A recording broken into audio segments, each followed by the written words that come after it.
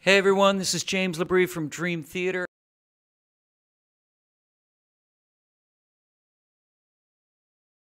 We've been doing that for quite a while now. When we went in to do Scenes from a Memory album back in 1999 was the first time that we had come to a decision that instead of previous to that album, that particular album, we would get together in a rehearsal hall and put together the material, arrive at the studio, record like most bands, get in there, record the material, and get out.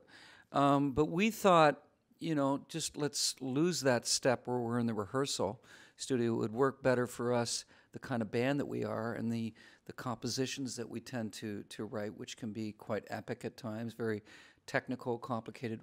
Why not just do that in the actual studio where we're recording, and maybe feed more off of the spontaneity of what might be happening creatively at that particular moment. And it worked really well for us. With Scenes from a Memory, that just so happened to be a concept album, so it made even more sense for us to be together in a room where we were constructing these songs that had to make sense as far as a story goes, or as you would see a movie unfold. We had to think about that both musically and lyrically. So it was a perfect environment, and it worked so well for us with Scenes from a Memory that we decided from that moment on, this was the only way that we wanted to record, was to be in the studio and write and record. That environment was very, very productive for us. We were actually there for about 5 months, from January on, but actually from the beginning of the writing sessions to the recording, the mixing, and the mastering was close to 6 months. 6 months for the whole process to...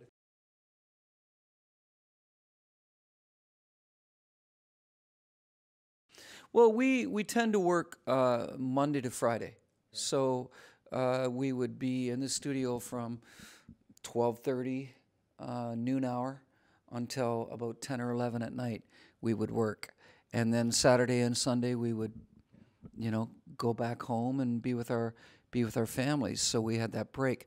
Also, throughout the process, we tend to take a week off here or a week off there, where we get out of that environment, where we lose that cabin fever, and we're able to, spend time doing whatever other obligations we have, and making sure that we're maintaining a balance between family and work.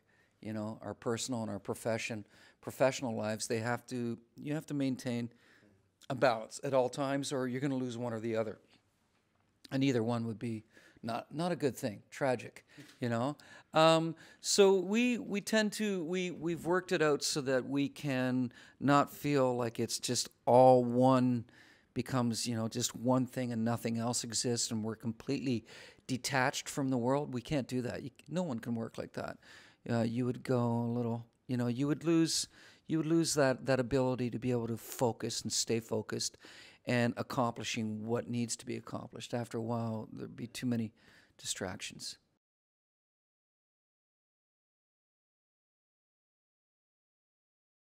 It's definitely old school, what we're doing. It's the way all bands used to record, because that was the only way that you could go about the process. I mean, nowadays, sure, you could send files back and forth. You can, and I do that with my solo albums.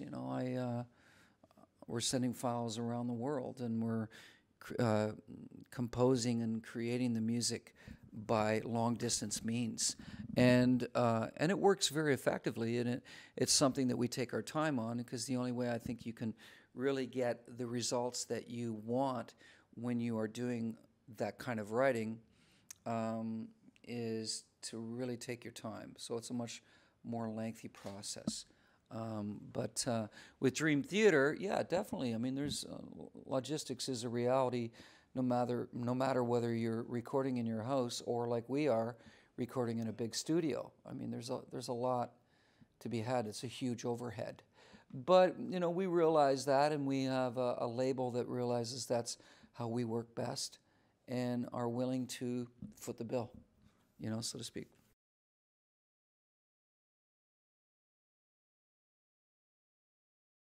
every instrument, yeah, is absolutely mic'd up and ready to go and ready for the record button. The difference being this album here, we had an engineer come in, Richard Chicky, who has worked with, Rush and Aerosmith and Pink and Seal and Mick Jagger. And he said, what I'd really love to do, and it makes perfect sense for a band like you guys, is I want everything mic'd so that it's actually mic'd as if we're recording the real tracks, so that if anything happens, anything spontaneous happens, that you feel, whether the drums were executed a certain way or the bass or whatever, that I've got it. I've already recorded it, and it's album quality. So this worked really well for us. We've always in the past been mic'd as well, but that was just so that we could lay down the ideas, and it's there as far as the idea being completed and on tape, and then we would go back and record the real tracks individually. But this time it was all about, if we can get it, especially the drums, getting it right off the floor while the moment is just unfolding. And so it was very fresh. It was a very instinctual environment for that to be, captured. But it's something that you really can't replicate. It's so cool because even if we said, we'll go back and play that again, there's just something about it that in that, initial performance that you just can't recapture. There's an energy, there's a vibe, there's a movement going on, a spirit that you can't, you just can't mimic. I mean, ultimately what happens is, as live as it is, where we're all in the same room and we can, play out the parts together as a band, at the same time, once everything is established, if we get the real drums, and a lot of the drums on this last album were done with 1 and 2 takes. It was, when the part was being written, and that's the beauty of it, is because Mike is so instinctual and very intuitive. Like, he understood exactly what was to be conveyed or communicated within that section immediately. It's really scary the way that Mike Mangini works, But beyond that, we were able to then individually record our parts. So the bass would go, guitars, my vocals, and keys, and that was more a separate issue, even though initially the ideas were recorded together. And I think that's what makes the difference.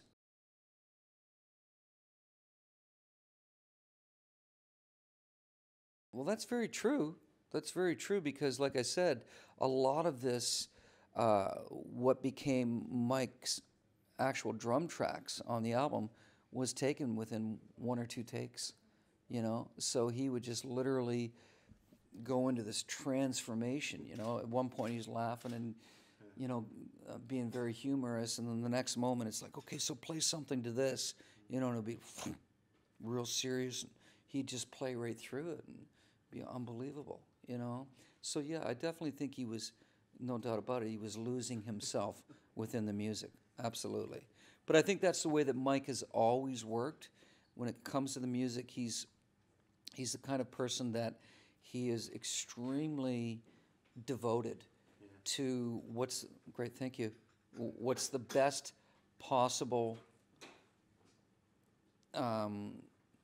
contribution that he can make to this particular moment or this movement or this composition as it is. And I think that devotion and that dedication is just something that is, it's just a rare situation. And it's a gem, he's a gem. Like, he's just phenomenal to work with. He's an incredible person, great personality, very funny guy, he's just, he brings a lot. He brings a lot to the band, a lot of spirit to the band.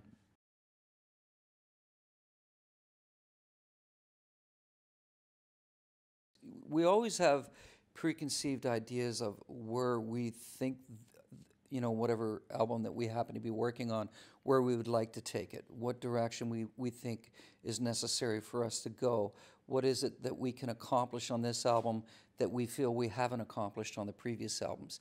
I think you always have to be feeling that you're saying something different musically in order to justify that you're even doing something in the first place, you know. And I think that stands true with this album, and rightfully so, being self-titled, you know, is for that reason, that we feel that we've made an extremely powerful or bold statement. It epitomizes what Dream Theater encompasses and represents musically, but bringing it almost like shifting gears and bringing a whole new relevance to it, something that is extremely relevant in today's market, or in today's music, but at the same time really bringing us to a whole new level and creating a different vibe, a different feel of energy and expression. And I think, you know, this album really sums that up beautifully.